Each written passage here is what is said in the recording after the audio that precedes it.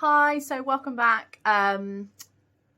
So I talked in my previous video, I talked a bit about how you can make the most out of the content that you're creating.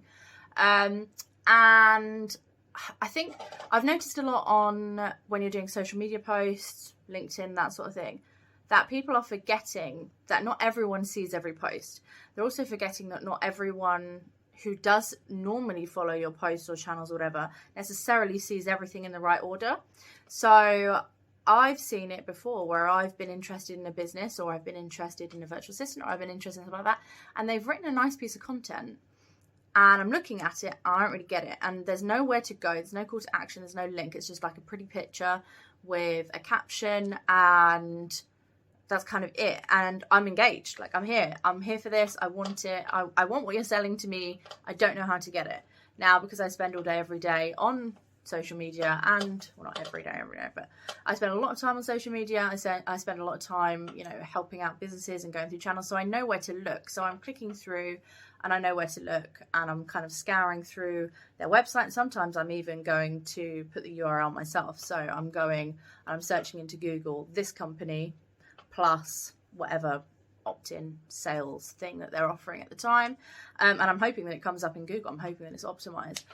So there's a lot of different things that you can do to make sure. I mean, there's a whole, like SEO optimization is one thing, CRO, which is like revenue optimization, is another.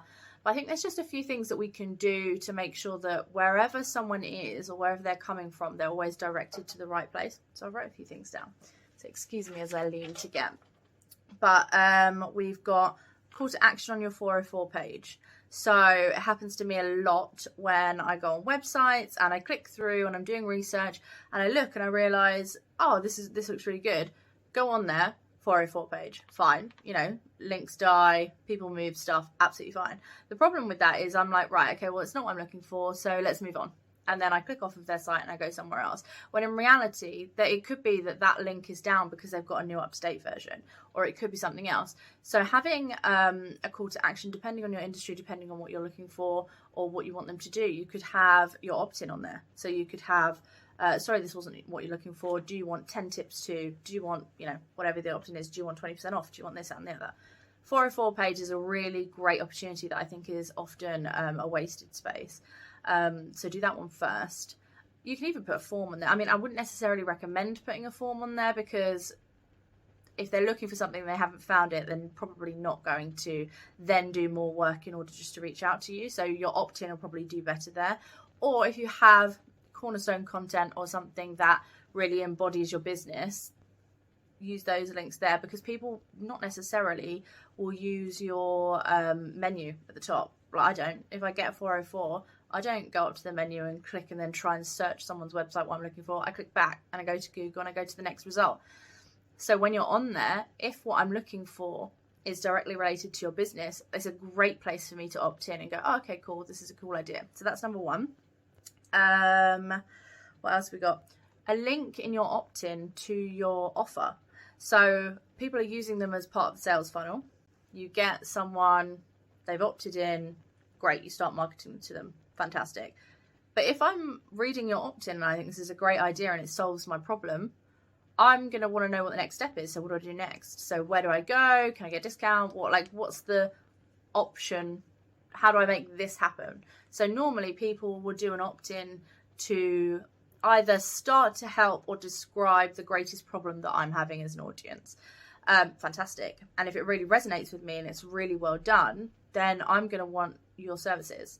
I'm going to want to, at the very least, find out how much you cost, or at the very least, find out more about you, your qualifications, your authority. So you need to add a call to action or next steps or some kind of link to what happens now you've read this. A sales page would be great at that point. So you click on, you've read the opt-in, let's say it's PDF, you've read the opt-in, or you finished a course, let's say that's your opt-in. And then the next step is a sales page to the next step on this journey. That's going to make a really seamless transition, and then they're never going to leave your site. You can kind of track that really well as well. That's a great opportunity. So putting sign-on links for the opt-in. Also, in your bios on social media or your description, the amount of times I've gone, oh, okay, cool, to a post, and fair enough, you can't put a link with every post. So I clicked on the, on like the person, so on Instagram I'll click on them, or on LinkedIn I'll click on the company, and then there's nothing there. And if I'm really interested, then I've got to search on Google for you, which already puts me off.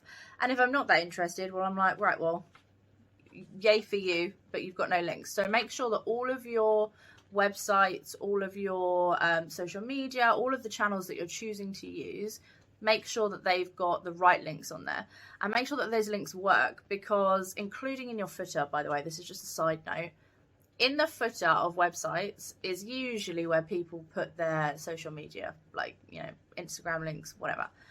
And so many times I've stopped doing it, but I used to be that person who sent an email going, by the way, your footer links don't work, because when you fill them in on the website, sometimes you don't put the HTTPS, or sometimes you do and you're not supposed to, or sometimes you know, put a double back or a triple black slash and you shouldn't have done.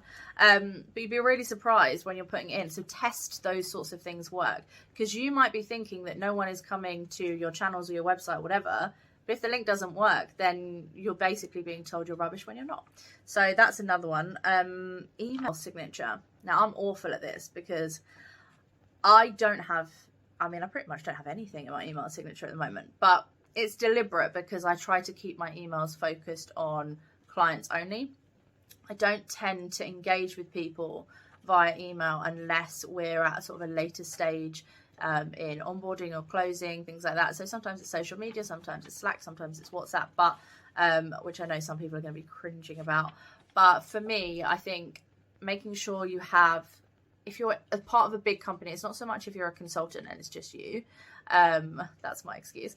But if you are part of a big company or an agency or things like that, sometimes it's really annoying because you don't have the links to like the thing they're talking about, or to find you and your profile. So I think if you're part of a company, always make sure that you've got your signatures to the right place, and where possible, the personal like email or phone number of who you are sending the email, because there's nothing worse than trying to get hold of someone you've already spoken to and then you can't get hold of them. So maybe that's a pet peeve of mine more than anything else, but there we are.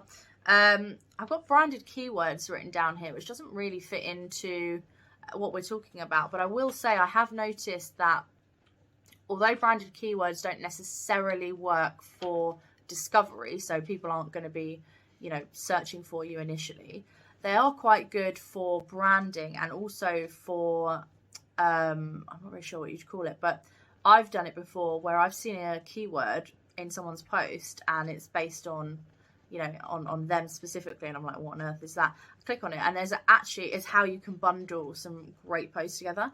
So and it kind of takes them through the journey and does all the hard work for you, especially if you manage to find a branded keyword that isn't used by anyone else, or isn't likely to be adopted by anything else. So I probably wouldn't use, say, CR marketing, because aside from the fact that it's boring, you know, other people might have the initials CR, and other people might just, I don't know, something revenue marketing. I don't know, it might come up later on.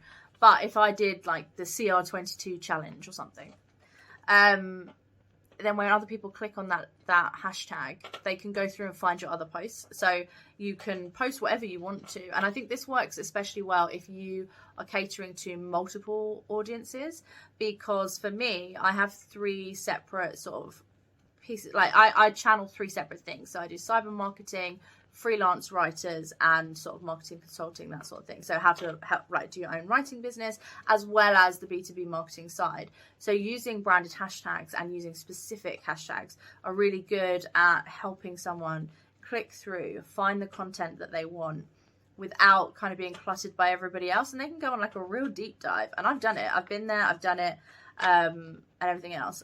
And the last thing I will say, if we're talking about optimizing things, is when you do videos or social media, things like that, if you can include a link, do.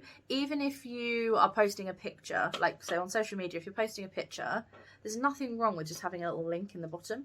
And it doesn't have to be one of those links that is like hyperlinked to the picture. So you can still have the picture be the main thing, still have the caption.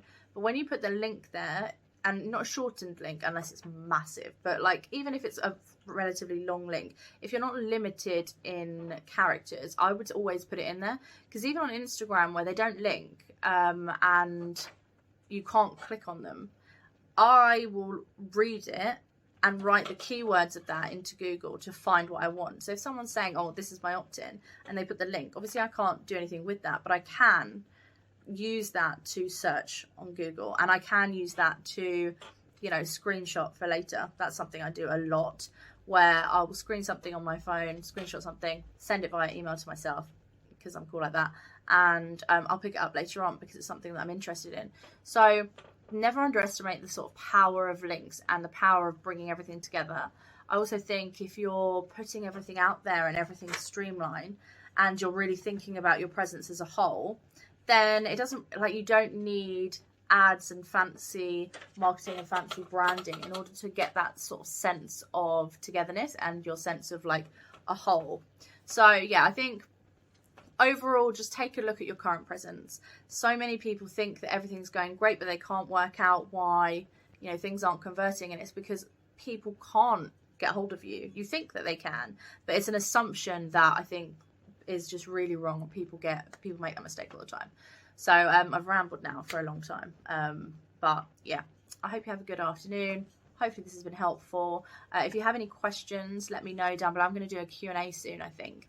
I'm getting a few comments on Instagram and a few questions come through in my DMs. So either here or on Instagram or on LinkedIn, if you prefer, feel free to send me a comment or a question, and I might do a video about it and help you out specifically. Okay, thanks. Bye.